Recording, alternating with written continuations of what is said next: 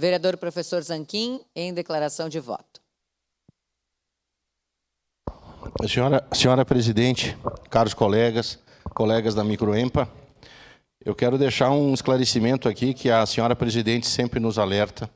Não é micro e pequeno empresário, é micro e pequena empresa. Não é micro e pequeno empresário, é micro e pequena empresa. O coração dele, a cabeça do micro e pequeno é gigante, é maior que qualquer Nike e Coca-Cola. Tá? Então vamos corrigir aí, é micro e pequena empresa. E você sabe qual a diferença, porque CNPJ é genérico. Mas qual é a diferença de um negócio para uma empresa? O negócio nasce para morrer junto com o dono. E uma empresa nasce para ser perpetuada. Eu conheci um caso nas minhas consultorias, senhora presidente, de um borracheiro. E ele tinha um CNPJ, vereador Wes, e trabalhava muito, muito, para formar a filha arquiteta e o filho dentista.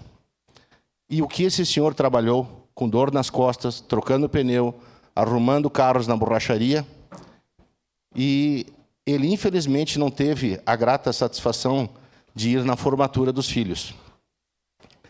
E o negócio morreu, porque a filha não ia tocar a borracharia e nem o filho, mas ele formou os filhos. Então, é muito importante que a gente entenda que a micro e pequena empresa chega um momento que ela pode e deve crescer também. Seria como uma incubadora.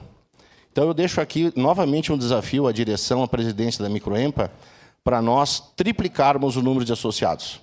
Triplicar o número de associados, porque quando a gente chega lá, senhora presidente da Microempa, tem um acolhimento, tem um carinho, tem uma receptividade, desde como usar o celular até como exportar, né?